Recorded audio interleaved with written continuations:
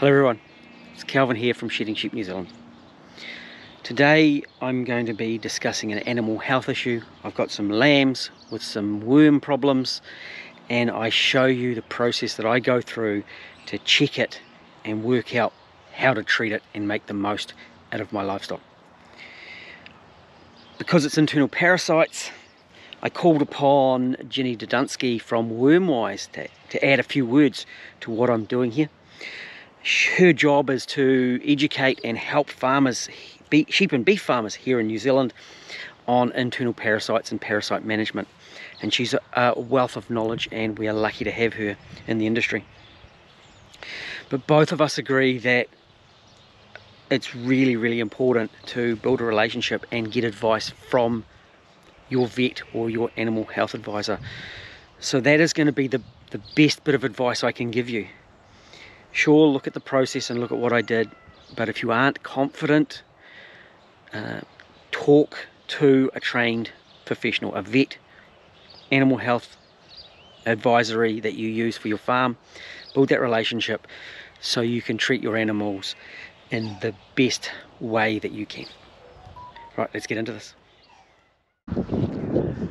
I've got a particular sheep who would normally come in for a feed, she's one of the outer lying sheep. She isn't the super friendly one like these ones, see? This one happens to be the sheep in question.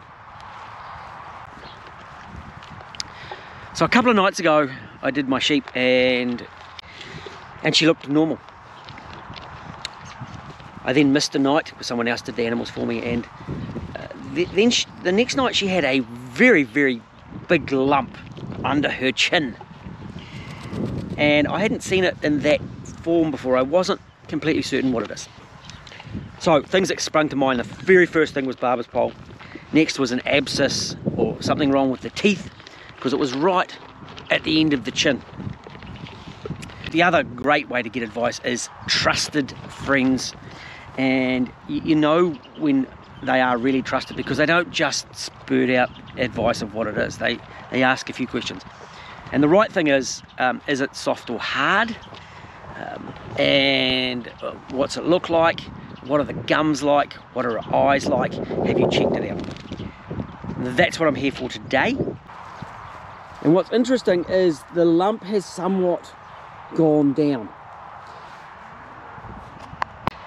I'm trying to rapidly improve the quality of my flock, and having a small number of sheep, it's a lot harder to access some of those tools that the big guys have got. So I've been using an extended drench program, and up until now it's worked very well. I'm going to have to look at my management system because it's probably about 2 weeks too late for these sheep. I made a mistake. I need to learn from that, and I will diary it for beginning of April next year to ensure that there is a drench for those sheep. I'm also looking at the age of my sheep, and generally the older my lambs are, the less dirty back ends there are. So I've also worked very hard as part of my management program in my lambing and my mating programs. I'm also looking at moving some of my smaller lambs, which I've already done this year, but I missed some of my smaller ewe lambs, getting them off farm earlier. So it's important to look at the management decisions, of course the pasture decisions, the kind of pasture they're grazing in our rotational system, and the drenching program we have in place. I'm not anti-drenching, but I'm trying to minimize my drenching where I can. But when there is an issue like this, I'm going to admit that I am a little bit later than I should be. Drench resistance is also an issue. Now, as a note too, these couple of sheep with the dirty back ends, if I had a 30-day drench program, regardless of whether they needed it or not, they wouldn't have been showing up, and I wouldn't have been culling them because they would have got through the selection process. So there is a plus side to this as well. So it's really important to look out for those signs of a unhealthy sheep. standing back, hiding under the trees, lack of appetite, weight loss. But you'll see it's extended back now, and we'll get her in the yards and have a closer look, but it goes right along the bottom of her jawline now, which kind of confirms what's going on with it. You'll see that whilst she has got a little bit of dirt around the back end, it's dry. So we've got to watch for a correlation between dags and worms, because there isn't always a correlation. You can also see that she doesn't look the happiest. She's got a bit of a dopey ear because she's pulled an ear tag, but she's not her normal self at all. So she needs to come in for an inspection. We've also got, look, she's got plenty of grass, but she's quite hollowed out compared to her friends. Here we go.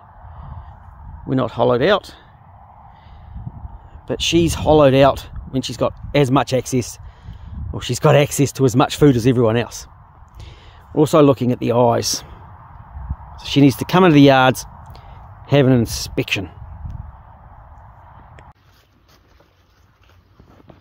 What I'm going to do first is we'll show you a good sheep, and we're going to look.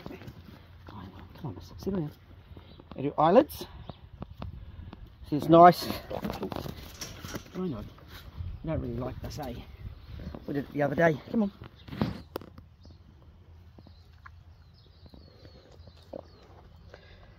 And it's nice and pink. Good girl. And then in the lips, it's much easier with two hands. Hey, come on. Pink. She's lost a little bit in there, so it's not probably the ideal one to show. So she's having a little bit of worm infection, but not bad. Pink there. Right, let's get the problem sheep. See how it's very pale. Right around in that mouth is very, very pale, because she's having, she's got quite a high burden of barber's pole. And eyelids,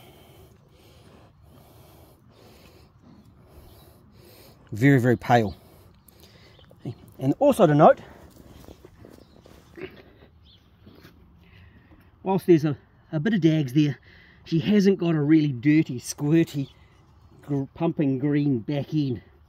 And that's because barber's pole often isn't associated with scours. Thank you. Unlike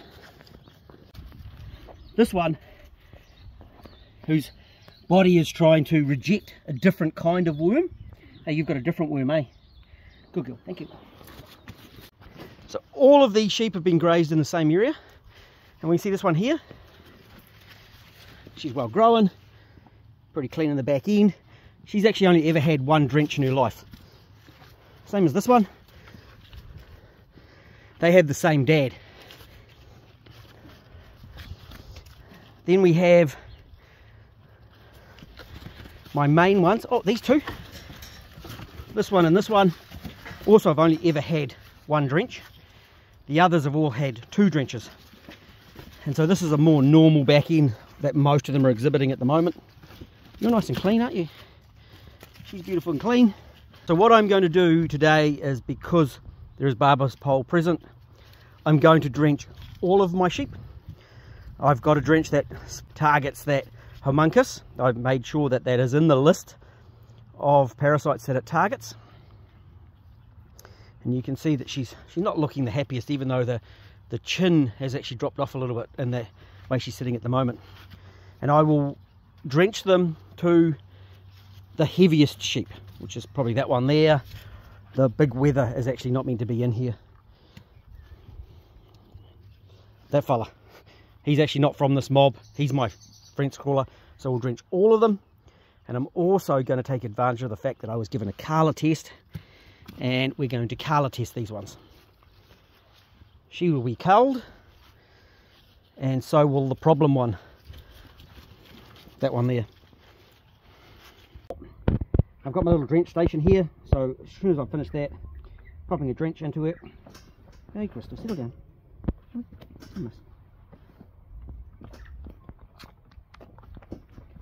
Good girl. And we get a mark. Settle down. You don't get treats for now. Off you go.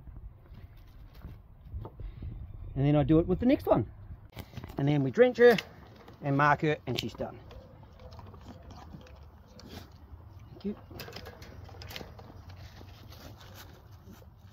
Today I'm talking to Ginny Dudunsky from Wormwise.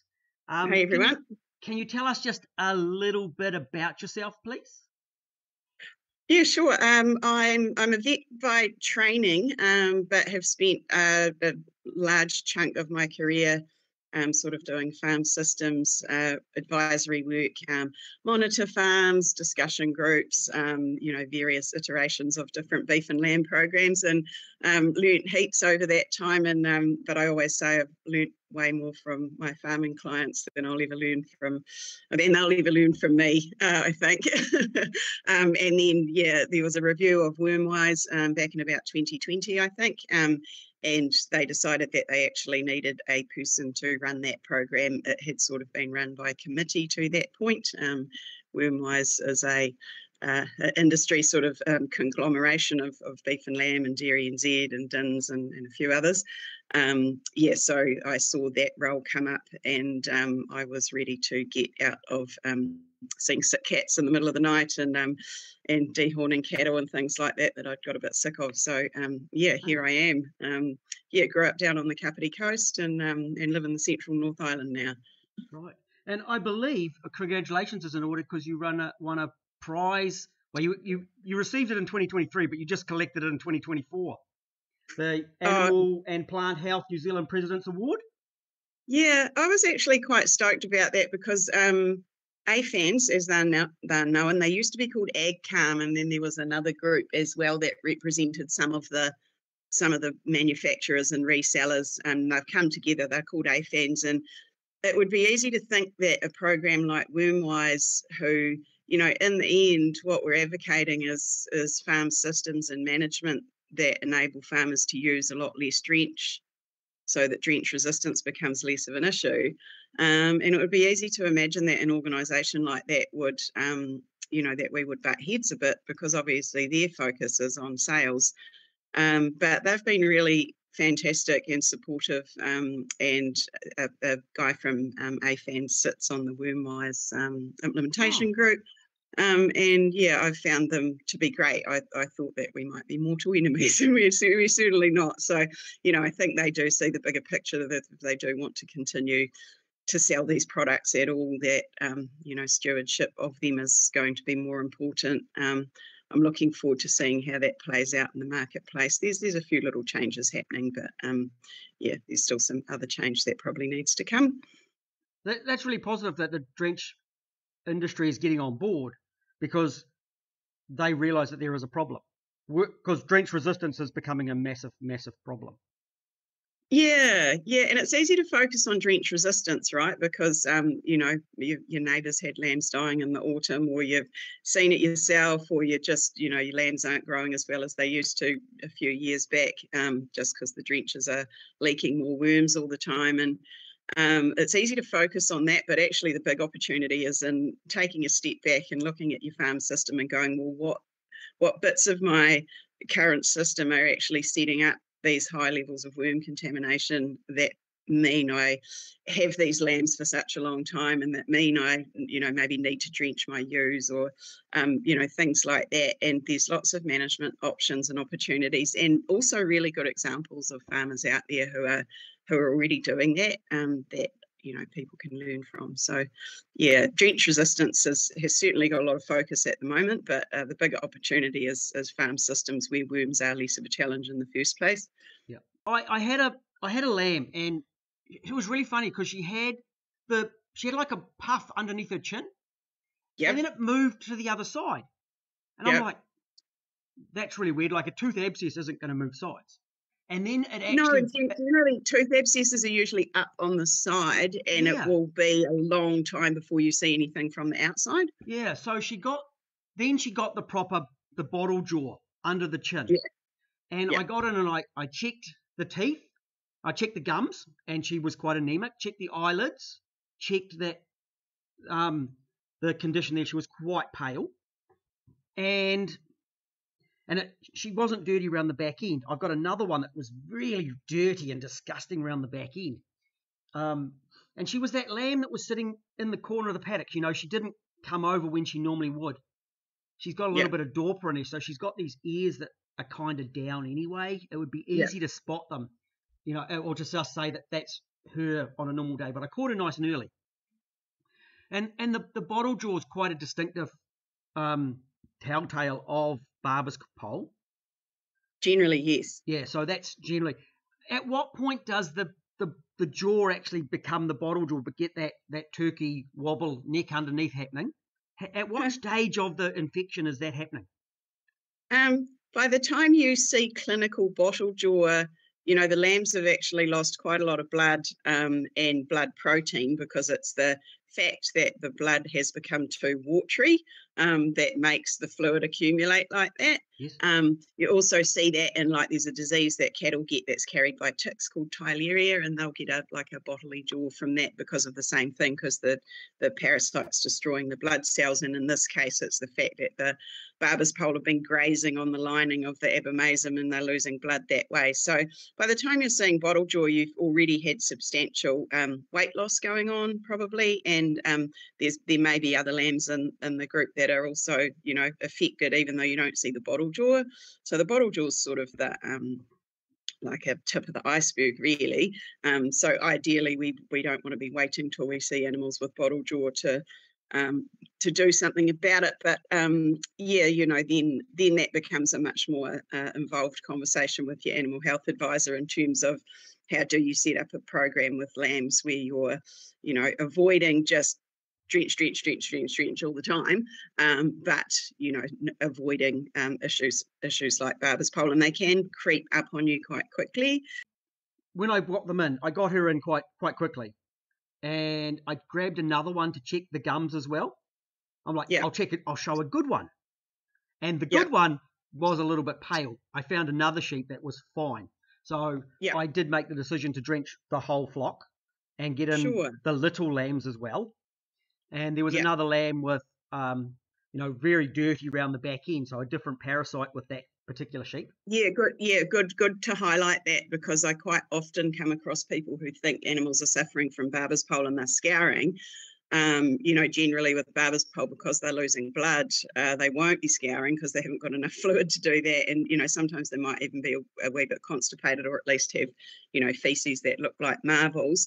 I guess you made the point about the gums, and beforehand you did talk about the eyes as well. And, you know, it's not unusual for the gums of any sheep to look reasonably pale when you pull them up, because you're stretching that pink skin, you're stretching that out quite tight across cartilage, so it can look quite white even when they're not anemic. So definitely that pulling down that lower eyelid and looking at the membrane under the lower eyelid is the way to go. And we've got a video of that on the Wormwise socials if people want to scroll back through that and find it.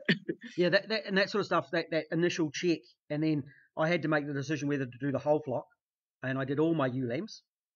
And then I've got some little scruffy ones, and they're often a point that they're more susceptible because they're younger.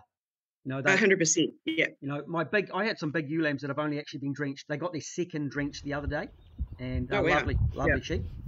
And that's a real key point too. The faster that we can grow our young stock, you know, through that period of susceptibility, you know, from sort of maybe a month before weaning to, you know, getting them to sort of 45, 50 kilos, you know, once they're beyond that sort of even late 30s mark, they become in general less susceptible. So the bloody quicker we can grow them through the summer and early autumn, the better, really.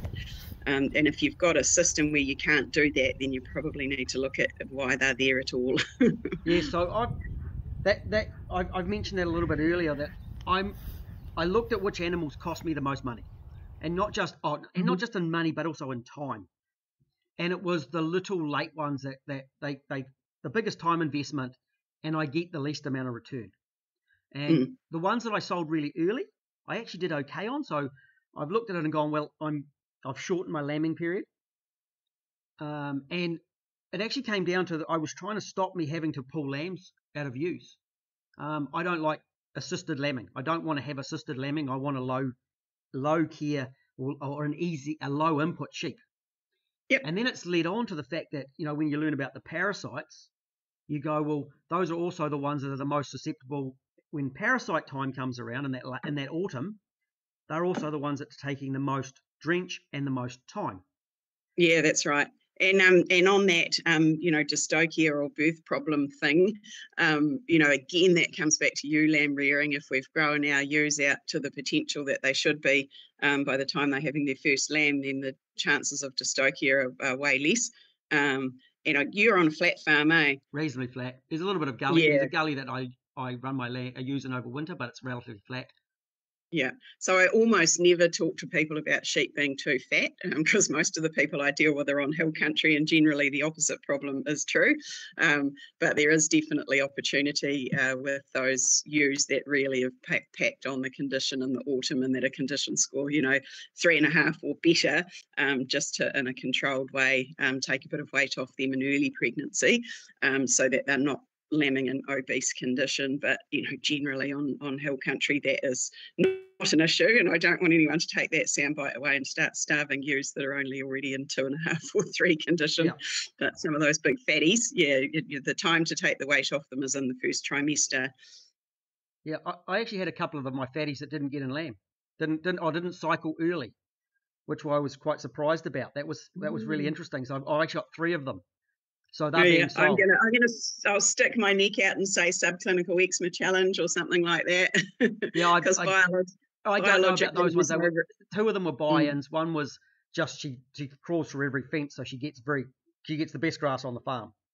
But, maybe gets away from the rams as well. Yeah. So one of my things that I've done is I've taken all those later lambing ewes and they're being sold. So they're leaving the property to try and reduce those smaller lambs.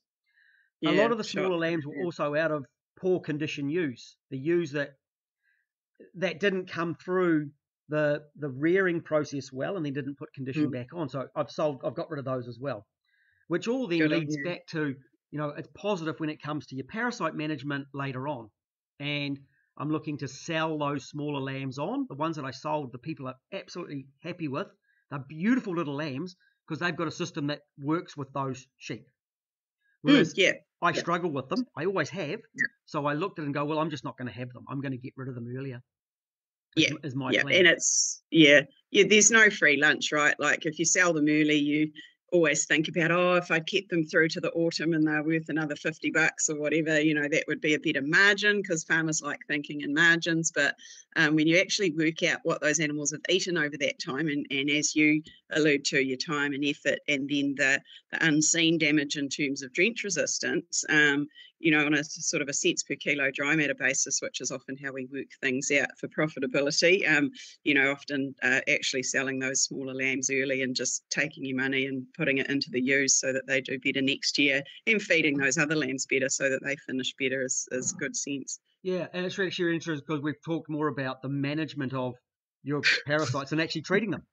And if we can avoid it, and it really comes down to looking at their management and the pastures that we're running and all those things to manage the parasites, and using hopefully using less drenches. We've got these apps too, like Smartworm, which I'm quite interested in.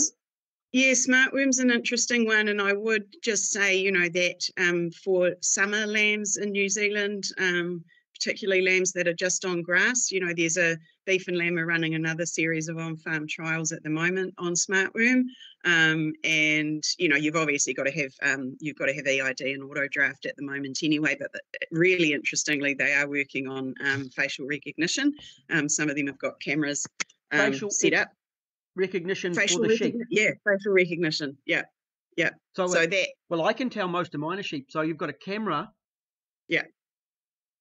Camera on the crate, and because it's AI, it can pick up all the little differences between sheep's faces.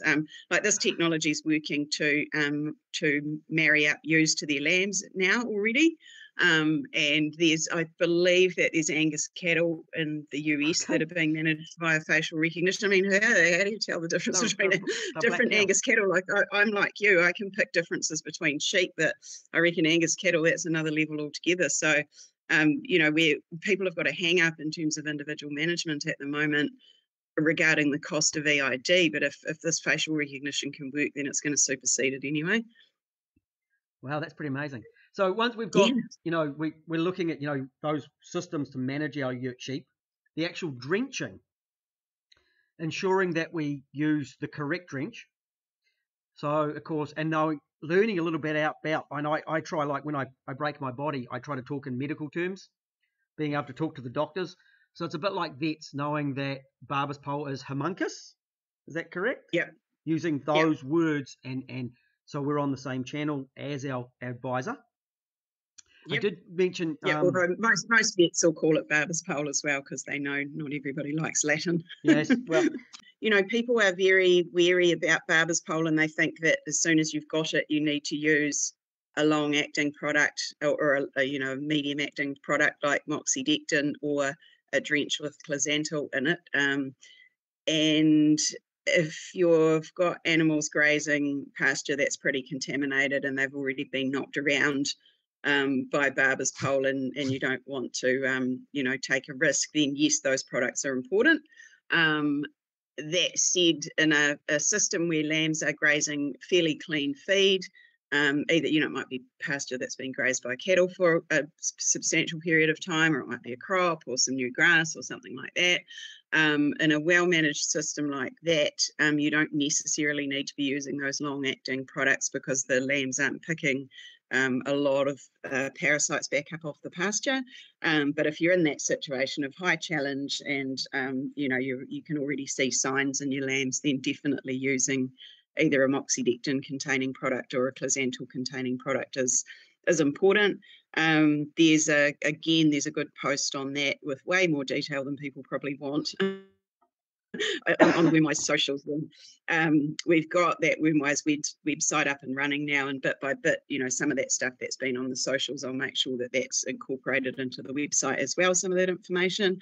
So that those are the ones that will give lambs a period of protection, is meant to be up to 6 weeks, but I think that's another issue with these drenches as they're starting to fail. One of the first things that happens is the protection period shortens up. You may not be getting 6 weeks out of those drenches anyway, so you want to keep monitoring. And a really good thing to do, obviously, after you've used any drenches, to do a drench check, sort of 7 to 10 days later. That's some fecal week counts. And they should all be 0. And if they're not, have another conversation with your advisor and decide where to from there, because it likely will have killed the Barber's pole. It's pretty unusual to have resistant ones of them. But if you're leaving a whole lot of other worms behind, you might be creating a problem that's going to bite you in the ass later. Yeah.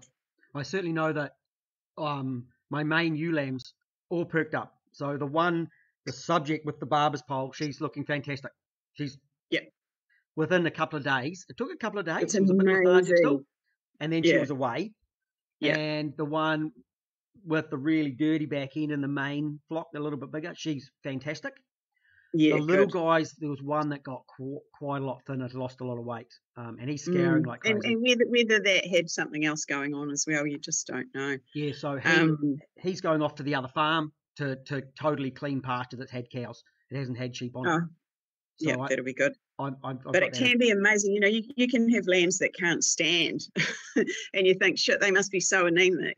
And that it wouldn't take much to tip them over, and you give them a drench, and the next day they're up and maybe not bouncing around, but they haven't died.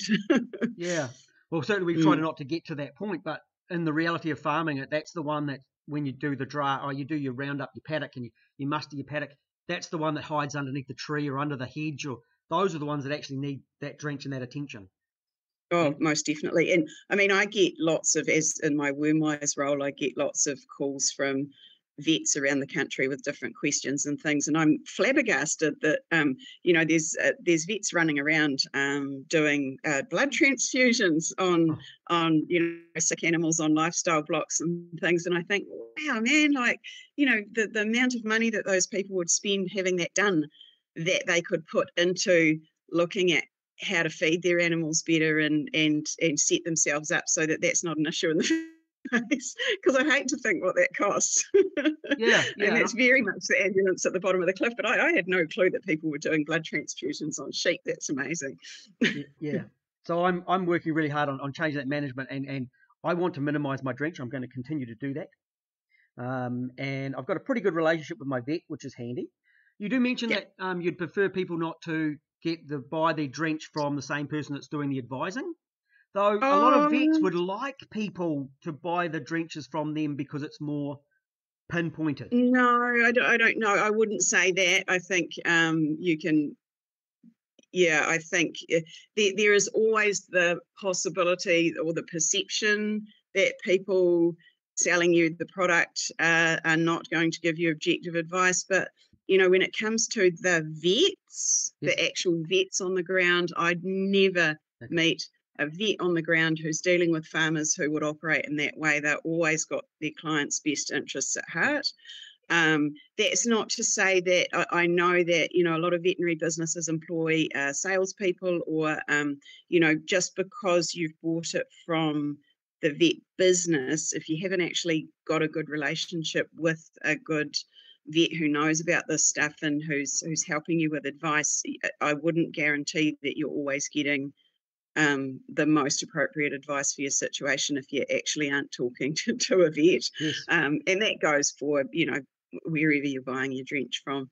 I'm probably wading into some sticky water here, Yep. but I would say, I hear farmers say this to me quite often. Vets, they just want to sell us stuff. And the vets who ring me with their questions and the young vets who, need more help with this stuff, they're so genuine about wanting their farms to be sustainable and for their farmers to be, doing what's best for the farm. And I do think at the level of the individual vet, that's unfair. Most of them really, really want to help.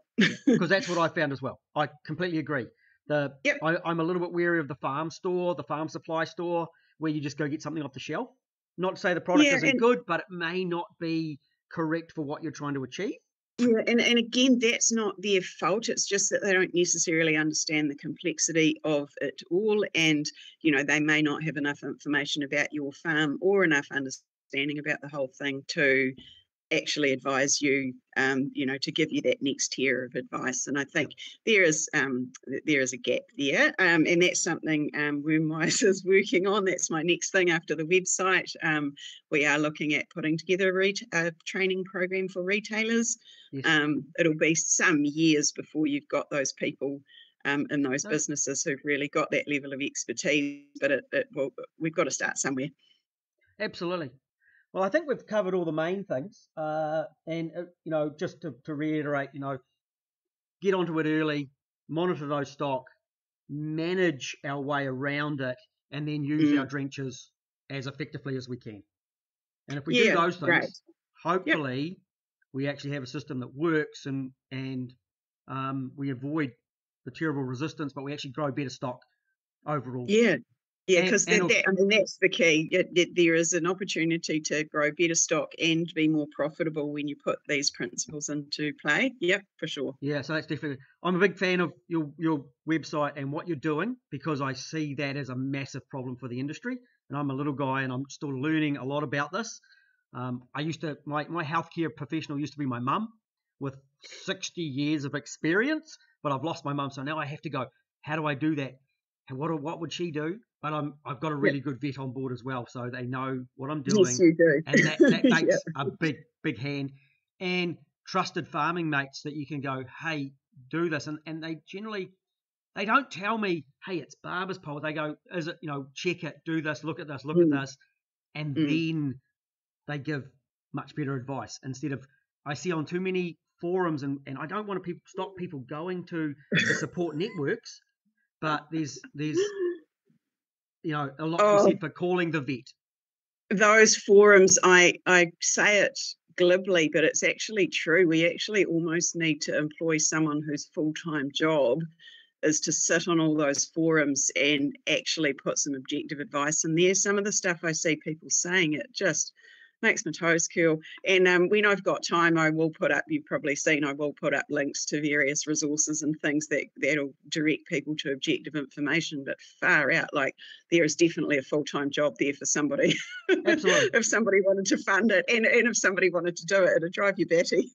Absolutely. I do that in my other business because I fix cars and the same thing. The misinformation, and that's part of what I'm trying to do with the shedding sheep is getting the information on shedding sheep. I don't really want to focus on parasites, but it's part of running sheep. And if I can help some people and get them the confidence to go, hey, and ask good questions, you get better answers, and then talk to the vet, have that relationship so they know what questions to ask the vet too, what signs to give. Yeah, and there's no free lunch. Like if you buy a wee block of land and you're going to have animals, you've got to be prepared to invest in caring for them properly. And as you say, part of that is having a relationship with a vet, and that's going to cost you money. Like people can't do it for free. So, there is no free lunch. Yeah. So, yep. Hey, thank you so much for your time today. Absolutely amazing. And we'll talk again, I'm sure. Thanks, Jenny. Yep, cool. See Thanks, ya. Kelvin. Bye-bye.